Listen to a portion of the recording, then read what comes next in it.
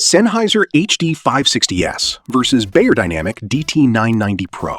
Both are open-back favorites, but they pull in different directions. The Sennheiser plays it neutral and runs off almost anything. The Beyer is brighter, more energetic, and the 250 ohm version really wants a proper amp. The question is whether the pricier one and its extra setup are worth it for your ears, Let's make it clear. Sound first.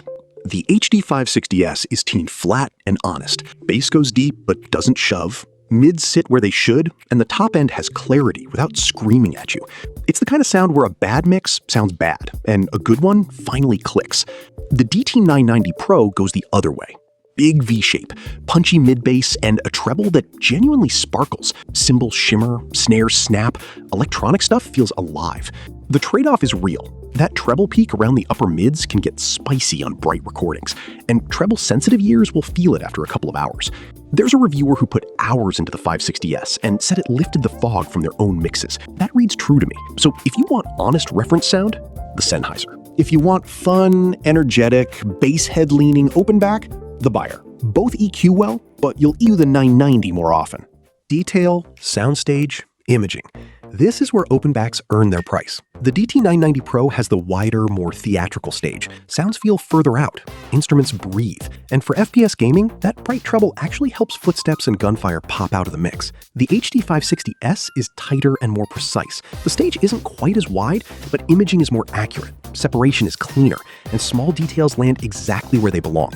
Honestly, for picking apart a mix or hearing the room a track was recorded in, the 560S is more revealing in the way that matters. For pure immersion and competitive gaming flair, the 990 has more wow factor.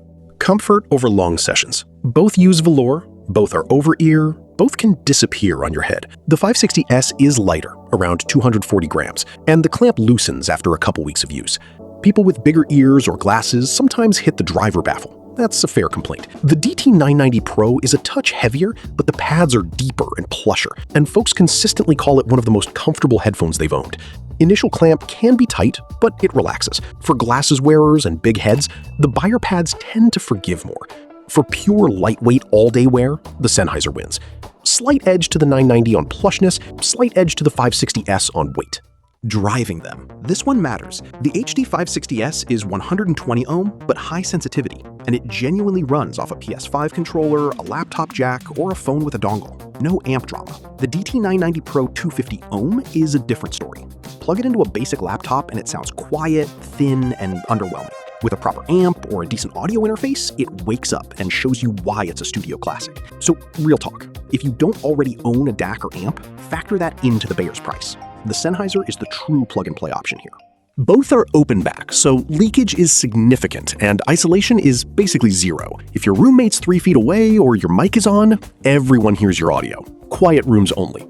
They're tied on this, and tied on being unsuitable for the office or the train. On cables, the 560S has a detachable cable with a proprietary 2.5mm twist lock and a screw-on 1/4-inch adapter.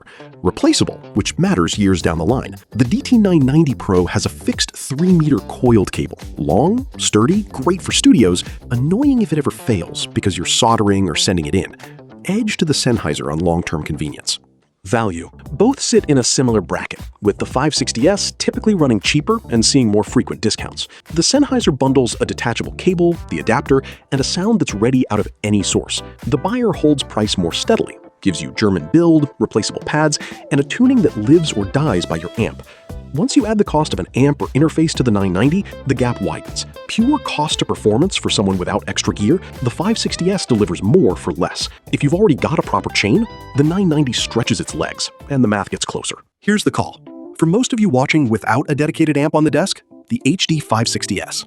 Neutral, revealing, plug and play, and easier on the wallet. That's the smart all-rounder. If you already own a proper amp or interface and want that wide, energetic, sparkly sound for FPS gaming and immersion, the DT990 Pro stretches its legs and earns it.